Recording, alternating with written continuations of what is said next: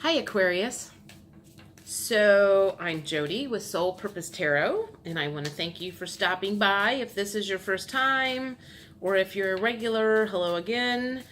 As you know, or you don't know, usually I will put out 4 to 5 tarot cards just to kind of get an idea of what the energy for the month is. So this is going to be mid-October to the end of October.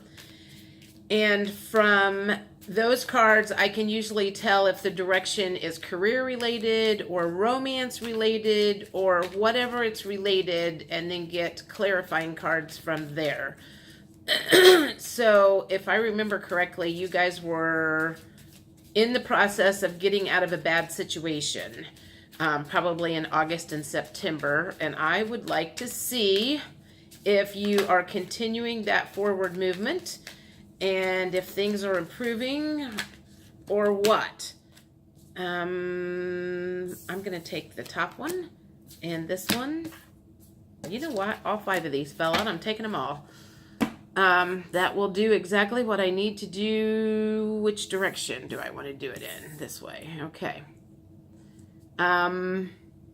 Okay. So, first thing first. You got the Magician card. And the Magician card means that you were able to manifest yourself or get yourself out of that bad situation. So you're starting the journey fresh. You're leaving whatever was going on behind. It's not the Fool card, which is the same thing, but it's pretty close as far as just being able to kind of mentally move on, physically, emotionally, monetarily move on from whatever situation you were in. Now, this to me shows that you're still fighting off a few things, though.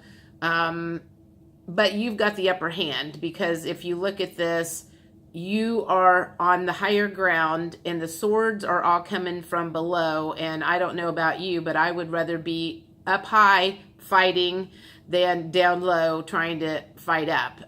So you've got the upper hand. That's what I'm seeing here.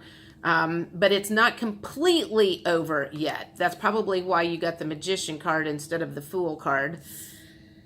And the Devil card came up, and this usually has to do with addictions.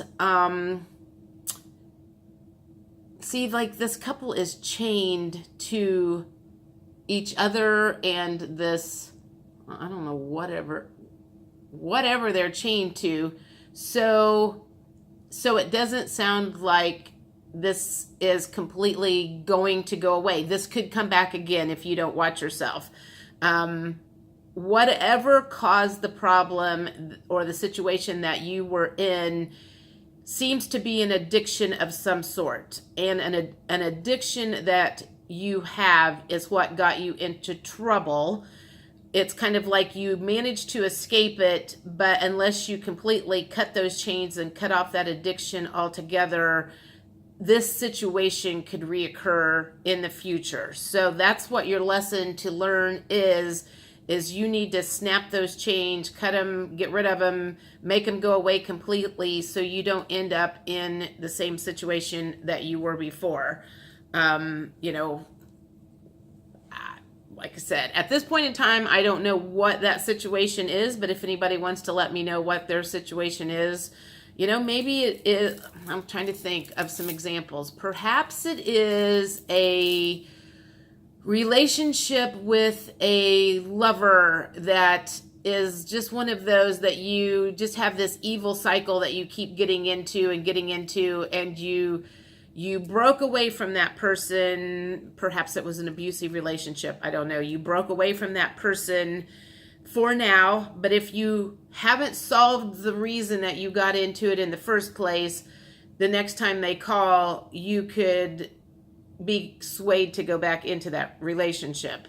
Or, maybe you have been sober and drug-free for X amount of days, and you feel like you got a grip on it, but the next time you are emotionally triggered or whatever the case is, you're going to fall back into that same trap again. So that's what I feel like, that's what you're working on, is like, yes, you're on higher ground and you've got an upper hand on it, but I don't feel like you have cut the chains that puts you into that situation and has put you in that situation more times than just this last time. It feels like it's a reoccurring thing that continues to happen. Let's see. Now this is the 10 of Wands. In the upright position, you would just be, you're carrying them around, but you would be free of it if you would just set them down. And that goes kind of right along with what I just said, is you haven't set them down yet. They were in the reverse position. You're still hanging on to them. And you just need to set them down. So it is still a problem. The issue has not been completely resolved, and it feels like it's emotional garbage from childhood, self-worth issues, or whatever that is cropping up and rearing its ugly head, which does so frequently with all of us. Sometimes you get a grip on it and sometimes you don't. Because this is, I always look at this as kind of a lover's card. I see it as like a little boy, an immature romance. A little boy is giving this little girl flowers. So to me, that feels like it's the beginning of a happy family, or what you want as a happy family, which makes me think that this whole thing here has to probably do with a romantic relationship, or a relationship of some kind where, maybe you have a toxic person in your life, and it does not have to necessarily be a romantic relationship. It could be a toxic family member, a toxic friend, or something. And you keep getting into this cycle of in and out and in and out and in and out. And you need to cut those energetic cords and stay away from that negativity. So take that for whatever resonates with you. This may or may not resonate with anybody, but if it does resonate, figure out which relationship I'm talking about. I'm going to use my mixed emotions cards next and see if I can get a grip on, trying to think, create your own. I thought I got rid of all of those blank generic cards out of this deck, and they just keep cropping up. Let's see. So there's one that showed up. I want emotions that are following you, that you have not been able to snip. That one feels like that one's coming up.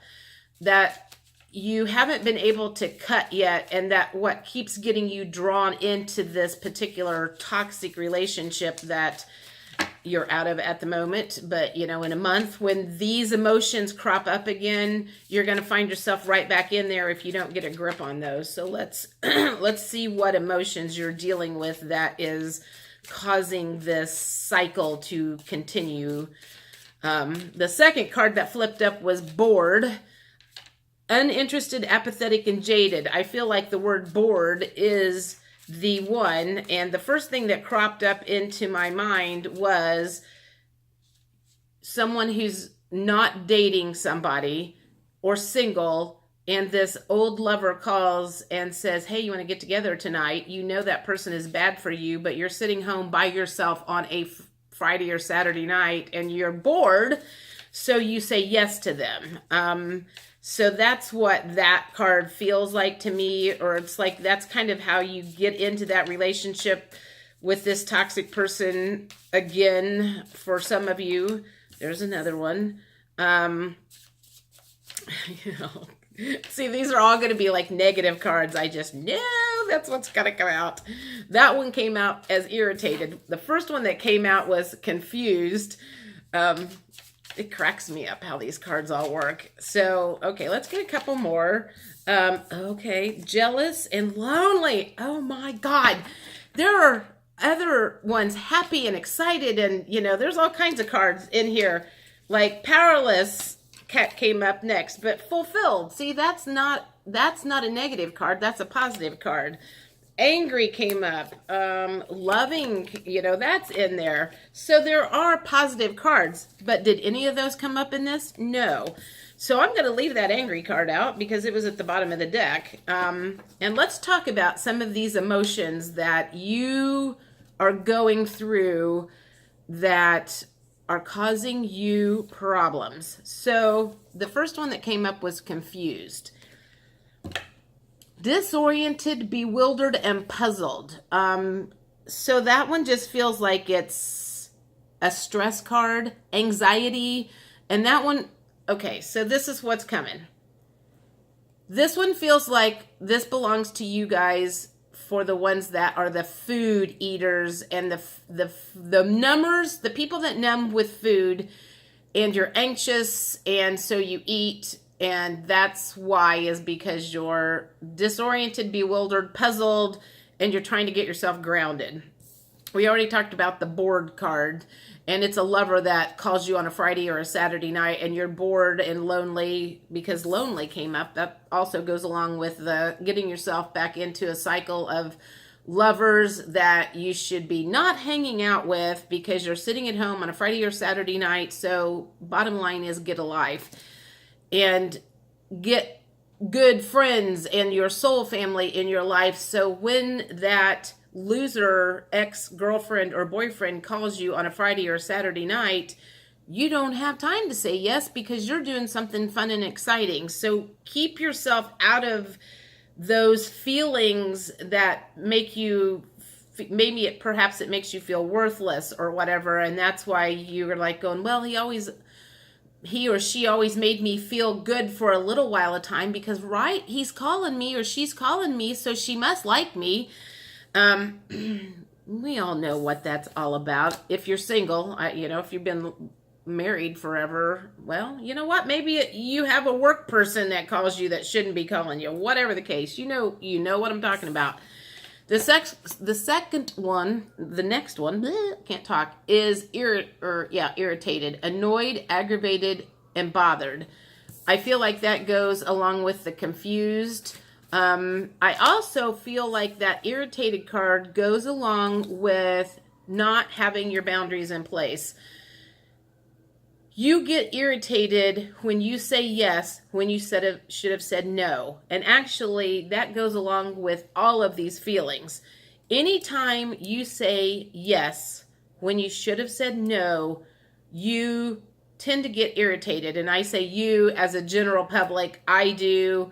I did in the past. I'm much better with my boundaries now than I used to be because I noticed if somebody would twist my arm about something and then I was pissed after I said yes, like let's say, for example, someone calls and says, can you make 12 dozen cupcakes for school tomorrow? You don't have time. You don't have any ingredients at home. You have to run to the store, yada, yada, yada. But you say yes, and you should have said no. And then you're just pissed the whole next day because you're irritated at yourself. You're irritated that they said yes when you should have said no. That's where this boundary stuff comes in, is when you feel those emotions crop up after, when you got yourself into a situation, you need to work on your boundaries. That's what your issue is in that case. Jealous is envious, suspicious, and possessive. That, you know what, that goes along with self-worth issues. This is like a person looking in and seeing, a loving couple through a window. You're comparing yourself with other people. Now, the funny thing is, God, I'm like shaking the table all over the place. I'm getting ready to take a trip to Arizona, and a couple of my friends have said, I am so jealous. I'm happy that I have something going on in my life that people are jealous for. And what was funny was one gal says, I'm so jealous. And then in the next text, she goes, I'm really happy for you. And I laughed at that because she caught, she was jealous, and that's a negative thing instead of being like, I'm really happy for you. So yeah, people can be jealous when they're comparing their life to someone else's that looks like it's so much better. You know what? On the outside, everybody's life looks like it's better than some people's, but when you get right down into it, usually there's some conflict and stuff. So quit comparing your journey to someone else's and thinking that theirs is better off. A prime example is, you know, Facebook. I know people have heard this before. Facebook and Instagram and all of these different things where people post their happy pictures and this and that and the other, and it looks like they are living the life of Riley, whoever Riley is. And, you know, but on the what you don't see is the stuff that they're not posting, you know. So just keep in mind that people are portraying what they want. They have a mask on.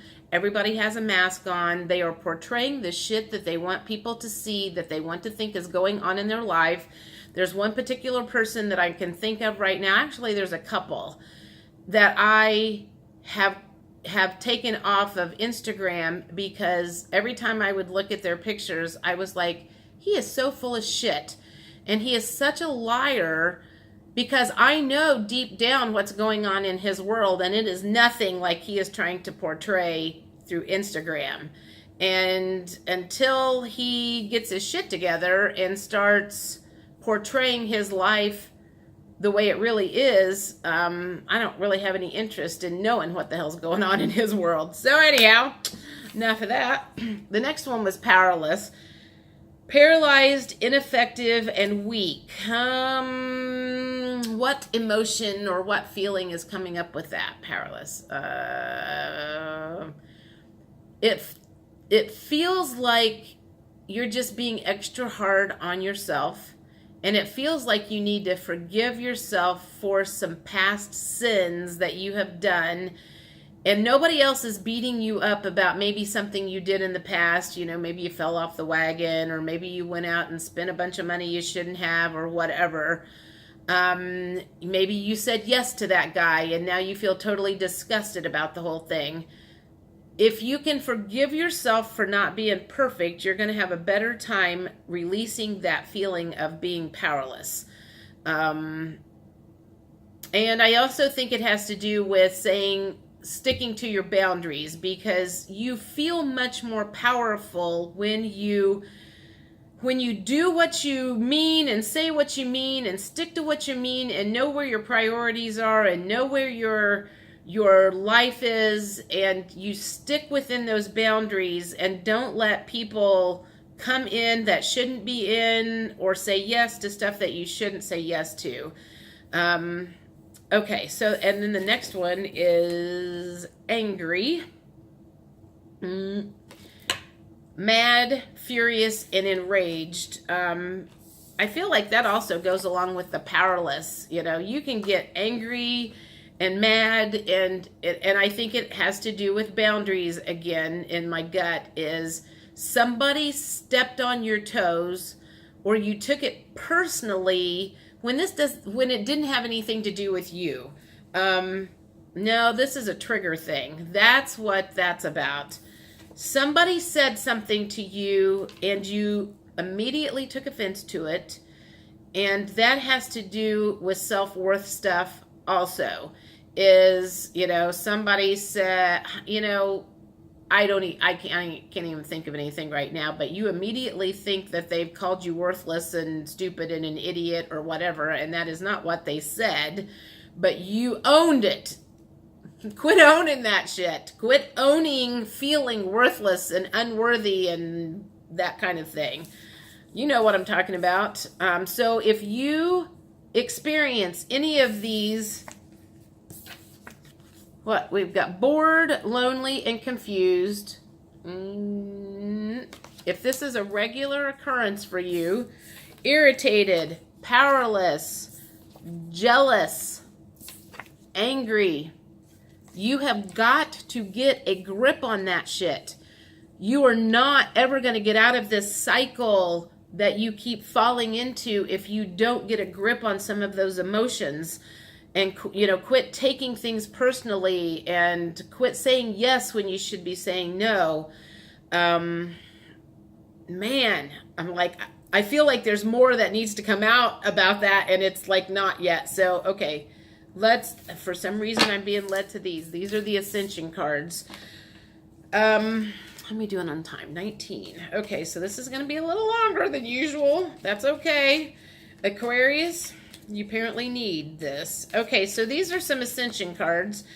I'm going to see what, these are messages from your higher self, your oversoul, your deceased friends and family members, your angels, your guides, whoever you pray to when the going gets rough and are trying to get when you're trying to get an answer from someone, something, source, whatever.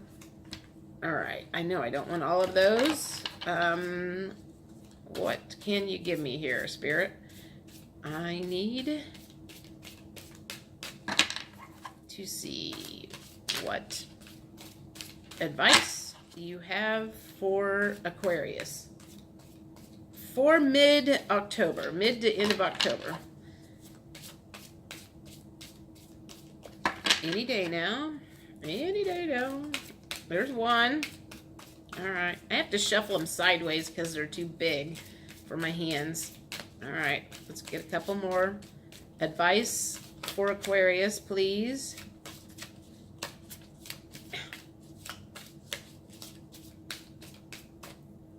That one's sticking out. Let's take that one. It was dry. All right. There we go. There's 4. What do we got here?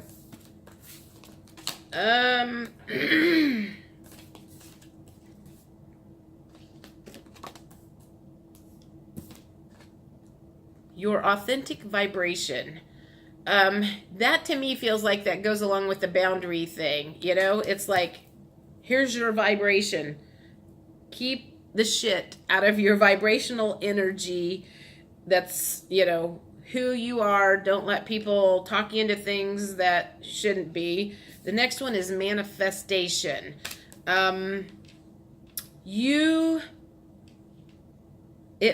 Okay.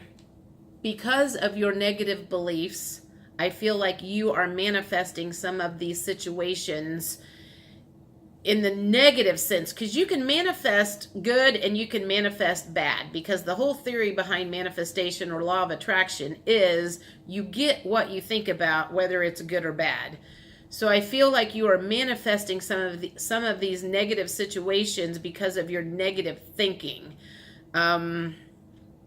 So that's a whole other subject, but feel free to message me if you want more information on that.